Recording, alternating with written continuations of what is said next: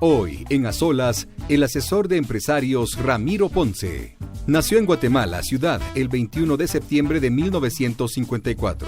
Fue abanderado del Colegio Austriaco Guatemalteco. Se graduó como ingeniero electricista a los 21 años con honores, ganando el premio Francisco Vela de ingeniero electricista en la USAC. Estudió matemática aplicada en la Universidad de Stanford, Estados Unidos, y a su regreso estudió y se graduó de licenciado en Psicología de la Universidad del Valle de Guatemala. Fue docente en todas las universidades de Guatemala y en varias de Latinoamérica. Después se formó como coach en New York City hace 15 años. Fue pionero del coaching en Guatemala y facilita programas de liderazgo. Tiene 28 años de ser presidente de su empresa, Ponce y Asociados. Hoy, en A Solas, conozcamos el mundo empresarial desde otra perspectiva, con Ramiro Ponce.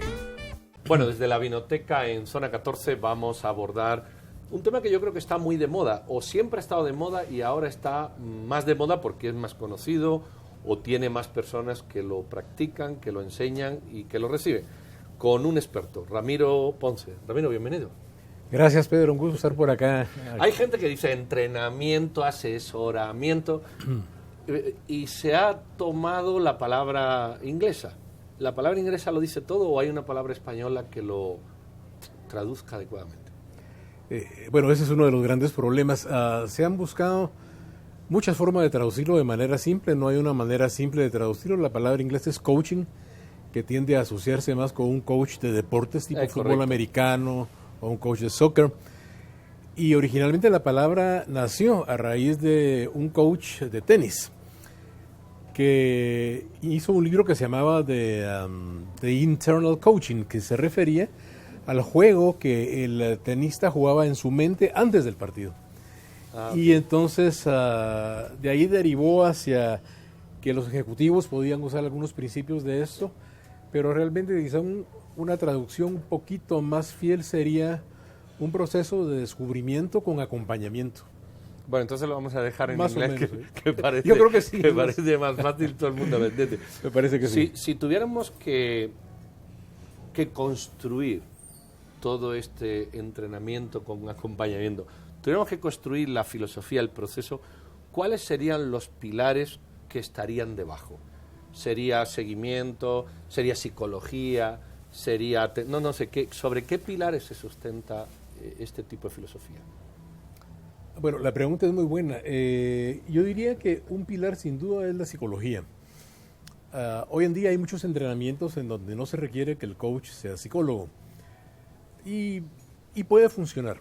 Hay coaches hoy en día que son administradores, algunos han estado en venta de bienes raíces. Creo que cuando se exagera, como en todas las cuestiones que tienen una explosión repentina, se encuentra coaches en cuyas manos yo no me pondría, por ejemplo. Pero creo que la psicología es uno de los pilares importantes. Creo que la filosofía también, porque la metodología del coaching en sí viene siendo una metodología socrática, es decir, parte de que si yo le hago preguntas a usted y se las hago de manera perspicaz y apropiada, voy a llevarlo a un descubrimiento, que era exactamente lo que Sócrates hacía, aunque él lo hacía a veces muy queriendo llevar al interlocutor a ciertas conclusiones. La idea es que el coaching funciona a base de preguntas que van a llevar a la persona a un descubrimiento. Ese descubrimiento le va a ayudar a mejorar su vida personal, si es un life coach, que es un coach para la vida personal, o a un mejoramiento en su vida laboral, si es una organizational coach, un coach organizacional. De hecho, siempre terminan mezclándose un poco porque no somos una dicotomía andando, sino somos realmente una integración de la parte personal. Porcentaje, Ramiro, entre lo que tengo que poner yo, que soy el objeto del coach, y lo que tiene que poner el coacher, que es el sujeto. ¿Existe un porcentaje, una fórmula? Depende de la persona, o yo que contrato a alguien, ¿qué esfuerzo? Es como en deporte que le dicen, bueno, yo le digo la metodología, pero el que tiene que subir las pesas es usted, no yo. ¿Cuál sería el porcentaje? A ver, déjenme contestarles de dos perspectivas.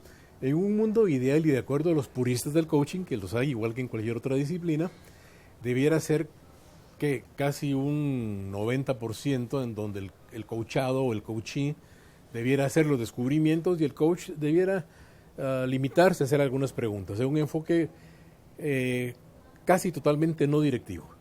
La realidad que uno encuentra en las organizaciones, y lo puedo decir con alguna autoridad profesional, es que el coach, y esa es una opinión muy personal, debe jugar un papel mucho más activo, debe tener una intervención, diría yo, de un 60% o 50-50, pero no puede ser, a mi manera de ver, tampoco como tener solamente las preguntas, porque en algunas ocasiones la persona precisamente no ha podido responderse a algunas preguntas, entonces hay que darle un poquito del insight de lo que él no ha podido ver, ayudarle a descorrer esos puntos ciegos, de manera que yo diría que en el mundo real lo que uno va a encontrar es, por decir un número, ahí que usted me solicitaba no es esto, algo preciso. pero yo diría que es un 50-50, 60-40, no como la teoría lo postula. Lo dijo al principio. Sí. Entre el hacer un coach live, de personal, vamos a decirlo, Sí. y un coach empresarial, ¿cuáles son esas cosas que generalmente el individuo, empecemos por el individuo, no ha descubierto, no sabe descubrir? ¿Cuáles son los parámetros más comunes que uno encuentra en el coach life, en el primero, en el individual? ¿Qué aspectos ahí todavía a los seres humanos nos cuesta? A ver, por ejemplo, digamos que hay una persona que es, le voy a poner esto, muy orientada al control, y es orientada al control en la casa, y la mujer no lo aguanta porque el tipo... Controlador, vamos. Controlador, sí. O control freak, como le llaman. Ajá. Que llega y... Más freak que controlador. Sí, más freak que agarra y pasa el dedo y mira si hay una mota de polvo y a la pobre mujer le cae. Sí. Y el tipo O no ve los cubiertos en su lugar. Sí, entonces se vuelve una cosa insoportable para toda la familia. Esta persona tiene, digamos, un problema y la idea es que logre soltarse un poco. Claro, eso es muy fácil de decirlo y la gente se lo dice, oye, debiera soltarte un poco. Sí. Pero el control no es un problema fácil de soltar. Entonces un life coach, por ejemplo, tendría intervención en esa área. Si el problema es muy severo, o sea, si el control llega a ser lo que llamamos en psicología clínica un obsesivo compulsivo, o sea, ya a niveles patológicos como aquella película de Jack Nicholson que era famosa, que se llamaba As Good As It Gets, me parece. Correcto. Si llegamos a ese punto, entonces no es un coach lo que necesita un psicólogo clínico experimentado. O un psiquiatra en última o un psiquiatra instancia, claro. que lo medique apropiadamente, por supuesto. Ahora, eso sería un ejemplo en el área personal.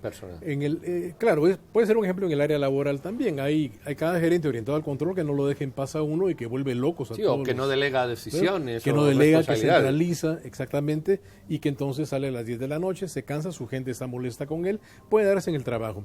Pero para no decir lo mismo, supongamos alguien que por ejemplo sale muy tarde todas las noches, se está agotando y resulta que es una persona que lo que pasa es que es complaciente, le dice que sí a todo el mundo.